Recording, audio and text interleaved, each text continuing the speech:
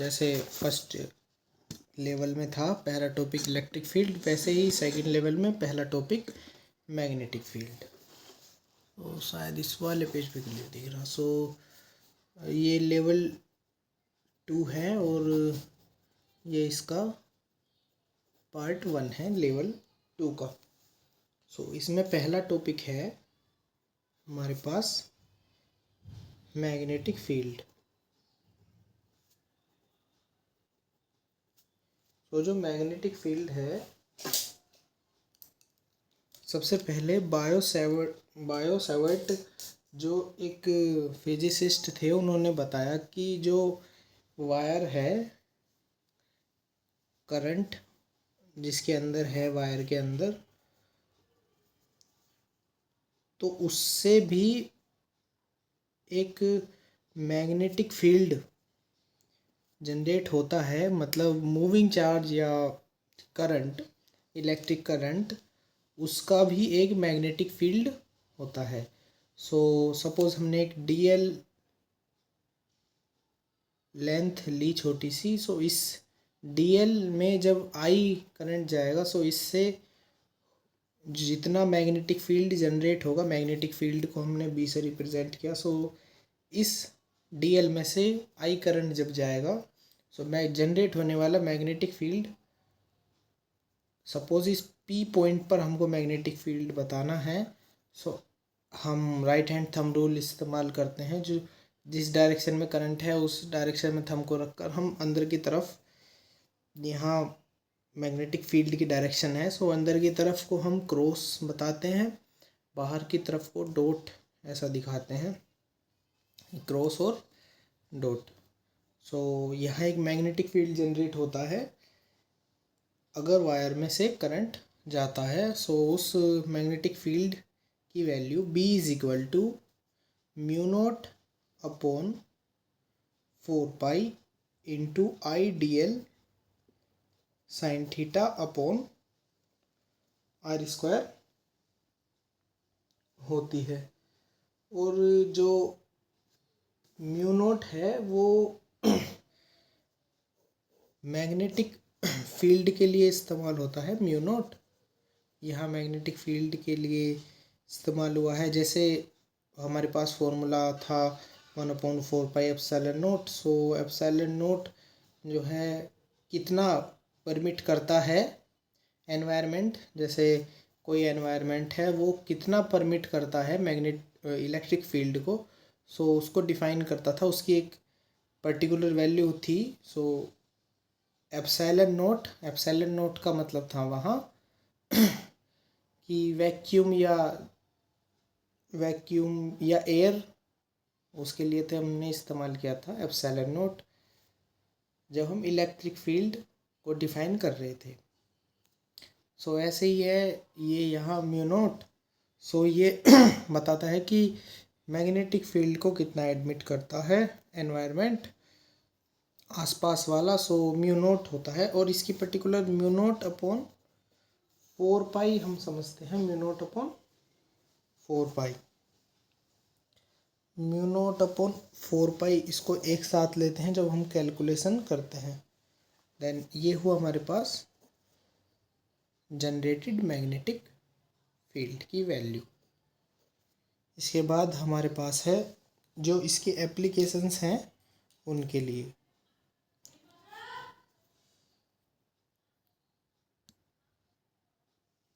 सो इसकी जो वैल्यू है म्यू नॉट अपॉन 4 पाई की वैल्यू होती है 10⁻⁻7 न्यूटन अपॉन एम्पियर स्क्वायर, ये होती है।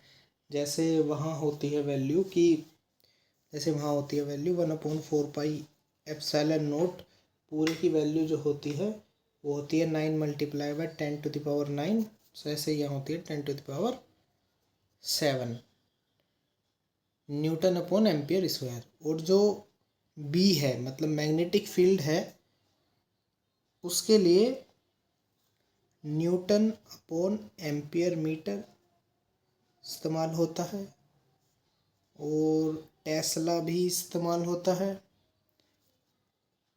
और वेबर पर मीटर स्क्वायर भी इस्तेमाल होता है। सो ये यूनिट्स हैं मैग्नेटिक फील्ड के। और mu naught upon 4 pi is equal to 10⁻⁻7 newton upon ampere square होता है। अब इसके जो एप्लीकेशंस हैं, मेन एप्लीकेशंस, उसे देखते हैं। सो एक होता है वायर वाला, कि एक इन्फिनिट वायर है ऐसा, और हमें यहाँ किसी पॉइंट पर मैग्नेटिक फील्ड बताना है जनरेट करके, मतलब जनरेटेड मैग्नेटिक फील्ड की वैल्यू कितनी है। सो इन्फिनिटी जो इनफाइनाइट स्ट्रेट वायर है, पहला पॉइंट इनफाइनाइट स्ट्रेट वायर है, B is equal to mu naught upon 2 pi into I upon R. ये आई अपॉन आर मतलब यहाँ से यहाँ की डिस्टेंस है इस P पॉइंट तक की, जहाँ हमें बताना है वैल्यू। सो ये हुई इनफाइनाइट स्ट्रेट वायर के लिए। देन सेकंड पॉइंट है हमारा कि जो सर्कुलर लूप होता है, ऐसा सर्कुलर लूप होता है, उसके किसी पॉइंट पर magnetic field. So B is equal to mu naught I R square upon 2 into R square plus x square की पावर 3/2। एक्स स्क्वायर मतलब ये एक्स और ये आर। सपोज यहाँ किसी ऐसा इसको दिखाते हैं कि यहाँ किसी एल। सो ये हुआ एक्सिस पर, सर्कुलर लूप के एक्सिस पर मैग्नेटिक फील्ड। मैग्नेटिक फील्ड के यूनिट होते हैं न्यूटन अपॉन एम्पियर मीटर, या टेस्ला, या वेबर अपॉन मीटर स्क्वायर। यहाँ से इसकी यूनिट है dimension point.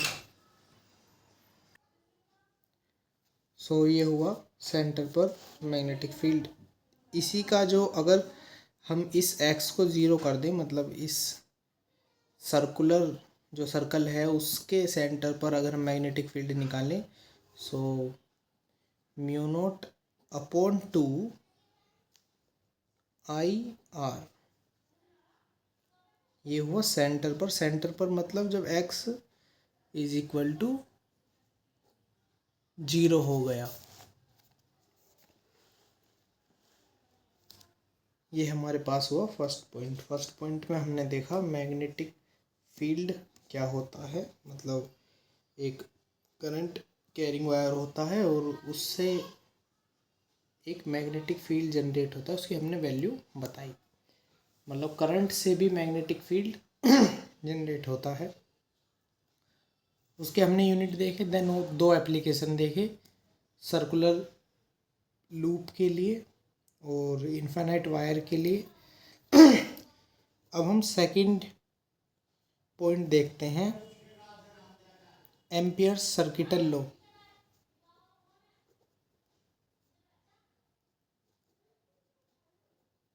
Ampere circuital law, इसका जो इंटीग्रल और डिफरेंशियल फॉर्म है, इसका integral and differential form, Ampere circuital law. So एक क्लोज लूप होता है और उसके लिए हम बताते हैं कि मैग्नेटिक फील्ड का लाइन इंटीग्रल कितना है। सो वो होता है circuital law, Ampere circuital law. So close loop के लिए मैग्नेटिक फील्ड जो है उसका लाइन इंटीग्रल अगर हमने किया close for a close loop, so mu naught is equal to I enclosed, मतलब जो जितना करंट एनक्लोज्ड है वो उतना पुट यहाँ करना है। सो सेकंड पार्ट जो इसका डिफरेंट, ये हुआ इंटीग्रल फॉर्म। देन इसका डिफरेंशियल फॉर्म जो है मैक्सवेल्स थर्ड जो इक्वेशन है,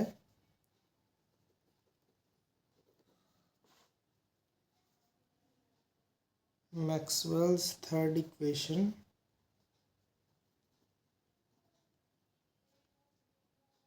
जो स्टैटिक वाला केस है, so del cross b is equal to mu naught j. So ये हमारे पास सेकंड पॉइंट हुआ एम्पियर सर्किटल लॉ। इसमें क्लोज लूप के लिए एंड मैक्सवेल जो थर्ड इक्वेशन है उसकी जो फॉर्म है वो हमने बताई। ये डिफरेंशियल फॉर्म है, ये इंटीग्रल वाली फॉर्म है इसकी। सर्किटल लॉ ही हैं दोनों, इंटीग्रल फॉर्म।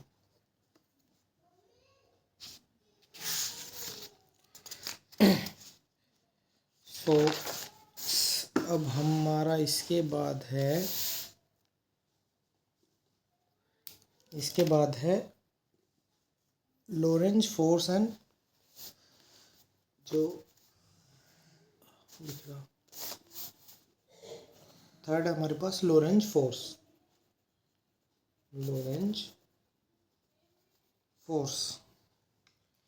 सो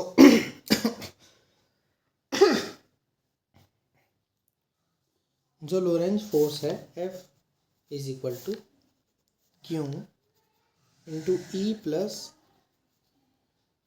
V क्रॉस B। B मतलब मैग्नेटिक फील्ड, V मतलब वेलोसिटी जिससे Q जा रहा है, E मतलब इलेक्ट्रिक फील्ड।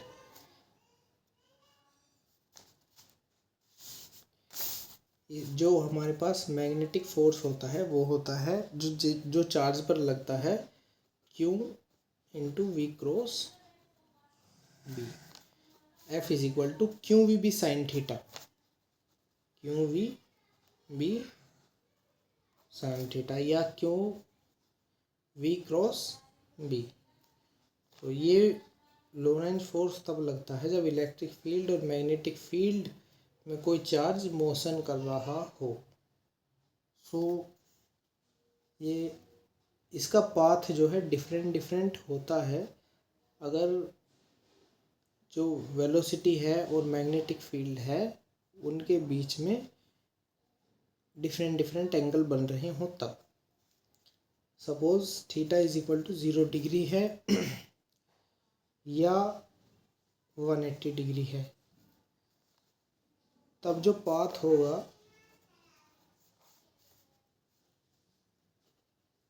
ये एंगल है, ये इसका पाथ है, तब जो पाथ होगा theta is equal to 0 degree या 180 के लिए इसका पाथ होगा straight line. Then second theta is equal to 90 के लिए ये सर्कुलर मोशन करेगा, एक मतलब ऐसे मोशन करेगा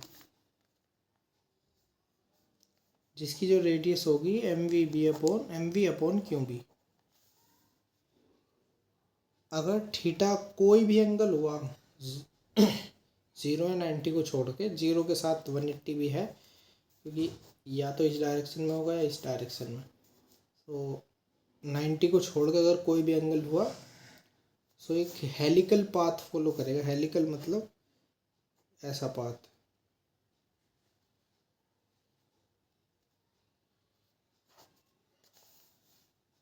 सो एनी एंगल के लिए हेलिकल पाथ फॉलो करेगा या हेलिक्स।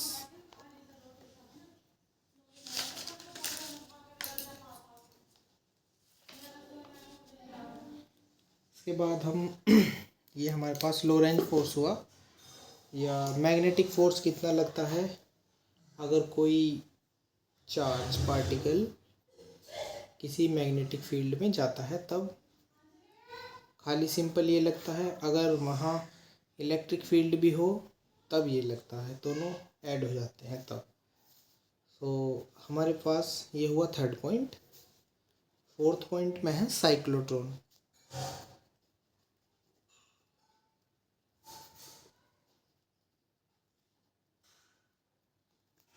इसके जो साइक्लोट्रॉन की लिमिटेशंस हैं, मॉडिफिकेशंस हैं वो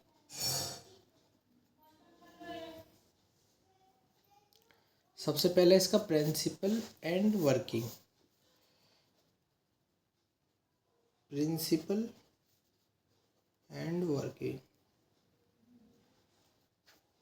प्रिंसिपल ये है कि इसमें जो है चार्ज पार्टिकल जैसे कि प्रोटॉन, न्यूट्रॉन एक्सेट्रा को हाई एनर्जी तक एक्सेलरेट करने के लिए यूज़ किया जाता है।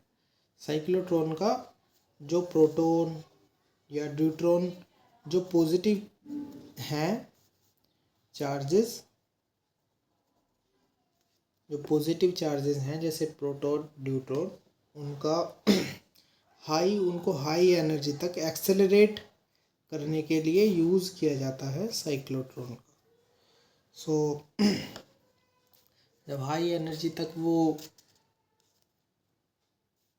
मूव करेंगे सो वे एक फ्रीक्वेंसी भी जनरेट करेंगे, क्योंकि यहाँ मैग्नेटिक फील्ड बी ही होता है। So F is equal to Q B upon 2πm उनकी फ्रीक्वेंसी होगी। सो हम यहाँ देख रहे हैं कि जो फ्रीक्वेंसी है वो इन्वर्सली प्रोपोर्शनल है m के। m मास है और ये F मतलब फ्रीक्वेंसी है। तो इसकी ये हुआ हमारा प्रिंसिपल। प्रिंसिपल क्या है कि साइक्लोट्रॉन में जो है हम चार्ज पार्टिकल को एक्सेलरेट करने के लिए हाई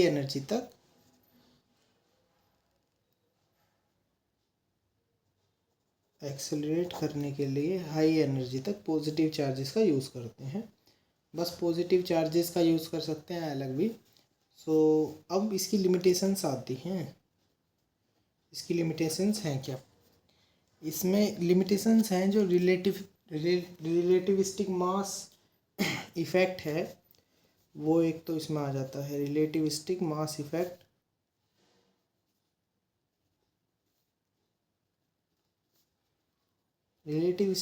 इफ़ेक्ट का मतलब ये है जब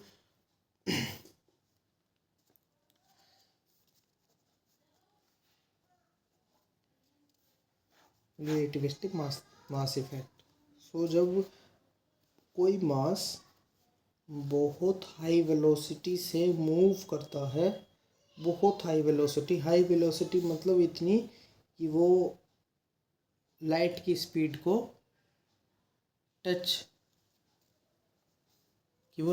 स्पीड को जो है टच करने का ट्राई करता है। बहुत हाई वेलोसिटी से मूव करता है, वो लाइट की स्पीड को टच करने का मूव करता है, तो उसका जो वेट है वो बढ़ता है। वेट बढ़ता है कितना? m is equal to m0 upon under root.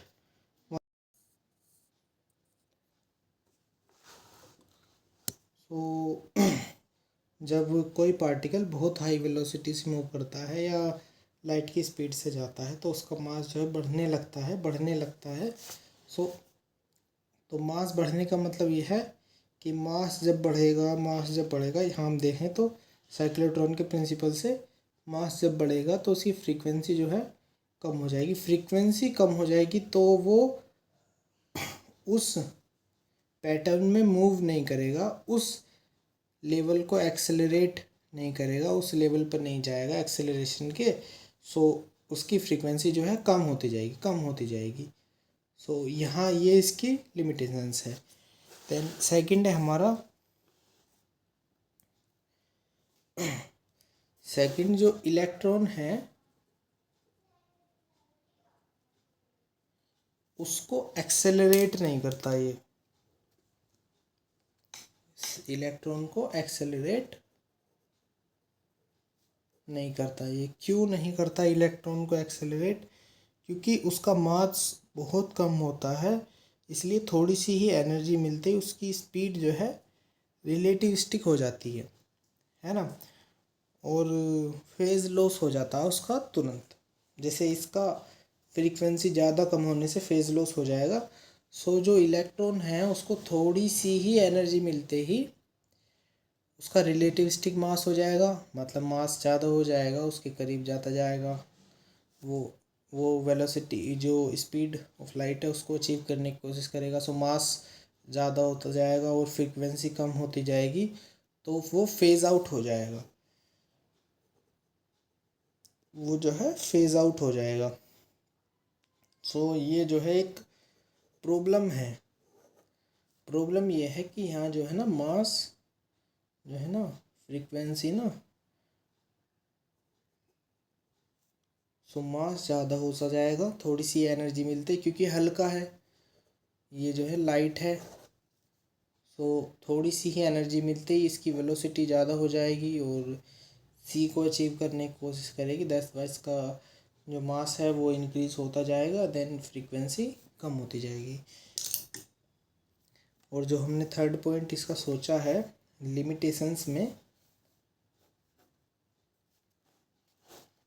इसका थर्ड पॉइंट है जो न्यूट्रल पार्टिकल्स हैं लाइक न्यूट्रॉन्स, जो न्यूट्रल पार्टिकल्स हैं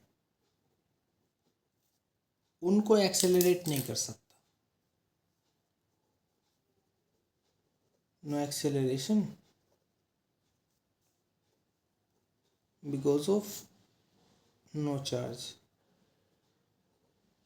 सो क्योंकि उन पर कोई चार्ज नहीं होता इसलिए वो इनको एक्सेलरेट नहीं कर सकता। क्योंकि ये एक्चुअली होता है ऐसा है कि इसमें दो टाइप के ना ऐसे डी से बने होते हैं, बीच में है चार्ज को रखा जाता है, देन धीरे धीरे ना मूव करते हैं। यहाँ जो है ना एक मैग्नेटिक फील्ड बनता है, सो ये इसके मूव करते हैं ऐसे धीरे धीरे धीरे धीरे ऐसे। सो ये D1 होता है, D2 होता है, ऐसे इनके बीच में इसको मूव कराते हैं जिसको एक्सेलरेट करना होता है उस पार्टिकल्स को, है ना। तो ये हो हमारा थर्ड। इसके बाद है हमारा जो मॉडिफिकेशन हुए,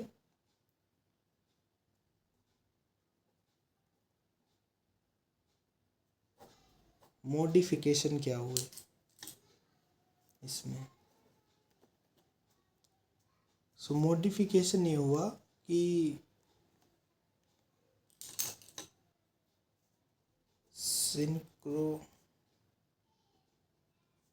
साइक्लोट्रॉन, ये क्या होता है इसमें जो है ना, इसमें जैसे जैसे मास बढ़ता है ना, सो फ्रीक्वेंसी घटती है ना। जैसे जैसे मास बढ़ता है ना इसमें, ये जो है ना मैनेज है एक टाइप से ना, मैनेज कर लेता है। जैसे जैसे इसमें ना मास बढ़ता है ना, सो फ्रीक्वेंसी ना घटती घटती है,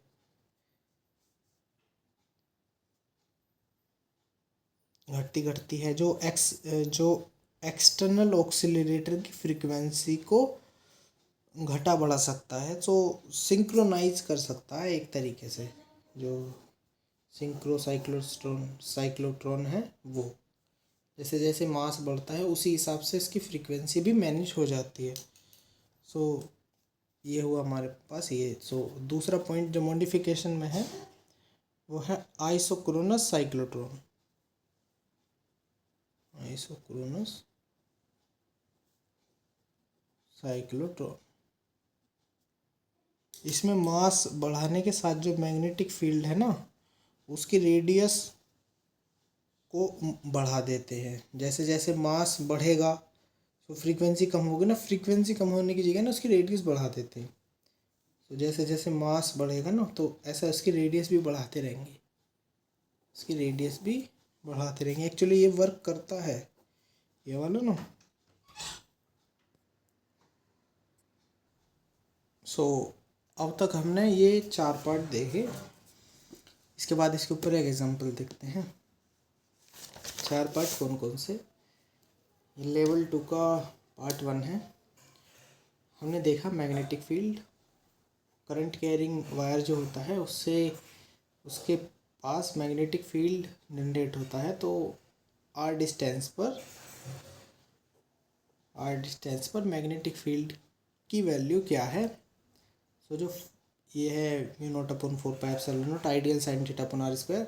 सो म्यू नॉट अपॉन 4 पाई की वैल्यू जो है, जो हम डायरेक्ट पुट कर सकते हैं, is equal to 10⁻⁻7 newton upon ampere square. B is equal to होता है न्यूटन अपॉन एम्पियर मीटर, जो इसके यूनिट और डायमेंशन निकालने में यूज़ होता है। एंड टेस्ला कहते हैं और वेबर पर मीटर स्क्वायर भी कहते हैं इसको। एप्लीकेशन इसकी इनफाइनाइट जो स्ट्रेट वायर है उसके आर डिस्टेंस पर मैग्नेटिक फील्ड की वैल्यू क्या है, और एक सर्कुलर पाथ है या एक सर्कल है लूप, और उसके एक्सिस पर मैग्नेटिक फील्ड की वैल्यू एंड उसके सेंटर पर मैग्नेटिक फील्ड की वैल्यू। ये हुआ हमारे पास फर्स्ट पॉइंट। सेकंड पॉइंट में एम्पियर सर्किटल लॉ, जो दो टाइप में हमने डिवाइड किया। इंटीग्रल फॉर्म उसका, इंटीग्रल फॉर्म मतलब इसको ऐसा समझ सकते हैं, किसी मैग्नेटिक फील्ड का लाइन इंटीग्रल होता है म्यू नॉट इंटू, उसमें जितना म्यू नॉट टाइम्स होता है आई वी, कौन सा वाला, आई एनक्लोज्ड, मतलब जितना हमने अज्यूम किया है ना लूप, उससे ही जितना आई, उससे ही जितना करंट एनक्लोज्ड है वो वाला करंट है ये। सो मैक्सवेल्स थर्ड इक्वेशन इसके डिफरेंशियल फॉर्म को कहते हैं। जैसे दो पार्ट में हमने डिवाइड किया था। फर्स्ट पार्ट जो क्लोज लूप के लिए है, सेकंड पार्ट जो उसका इसी का डिफरेंशियल फॉर्म है बट हमको मैक्सवेल थर्ड इक्वेशन कहते हैं उसको, वो उसका स्टैटिक केस है। Del cross b is equal to mu naught j. J जो है वॉल्यूम चार्ज डेंसिटी है, जे जो है वॉल्यूम करंट डेंसिटी,